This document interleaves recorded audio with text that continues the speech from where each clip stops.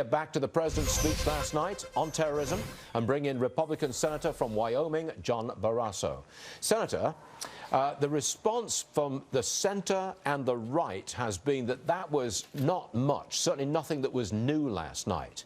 Doesn't that give the center and the right an opportunity here to just jump right in with a really proactive anti-terror policy?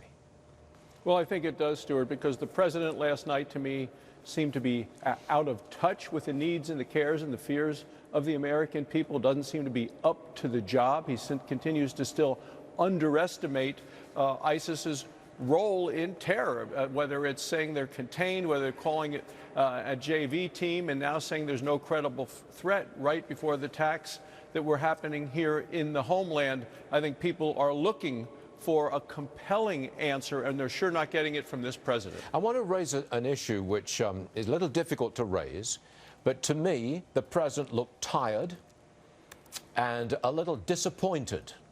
He wasn't upbeat, lively, and passionate. He appeared to be tired, withdrawn, and in retreat. Now, that's my personal observation. How about yours? Well, you know, the president went right from there to put on a tuxedo and go to the Hollywood event at the Kennedy Center last night. So maybe the president was disappointed that he couldn't be out celebrating with his friends, but that's what the problem is, why the American people are so concerned. The president doesn't seem to be taking this with the seriousness that the American public is concerned about. When you take a look at any of these terrorists, whether abroad or here, they are well armed, they are well funded, they seem to be well connected, and that is the worry that people have all across the country and across the world with this terror threat. And the president really gave us no new reason to hope yesterday. He just basically said he's going to stay the course. But you look at what's happening with the bombing raids that have been going on. He's now saying he's going after some of the oil supplies. Then what have we been doing for the last 16 months, Stuart, if now he's saying we're going to go after this? Well, Senator, you're a Republican from Wyoming. You don't have any problem with your constituents about gun control. I mean, I think you probably come from a pretty much a pro-gun state. But what about other states? The president and the Democrats are raising the issue of gun control. Now, that's a pretty powerful issue, isn't it, in some parts of the country?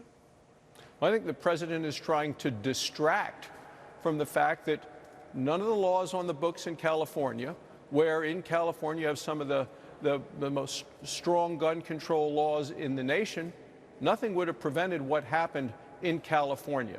Not additional gun laws, not what the president is talking about with, as he wants to bring Syrian refugees here to the United States. Nothing that he has proposed last night would have changed what's happened in California.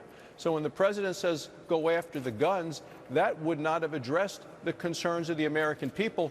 And what I see happening and listening to folks around the country is they feel that the government is not able to protect them, and they're going to want to protect themselves and perhaps go for more weapons, more ammunition, because they don't believe that the president and the country is being adequately protected. I think it's a near certainty that this week we see an explosion in gun applications, permit applications. I think it's going to happen. Senator John Barrasso, Republican, Wyoming. I always like to get that right. Thanks very much for joining us, sir. We appreciate it. See you soon. Thanks, Stuart. Yes, Thank sir. you.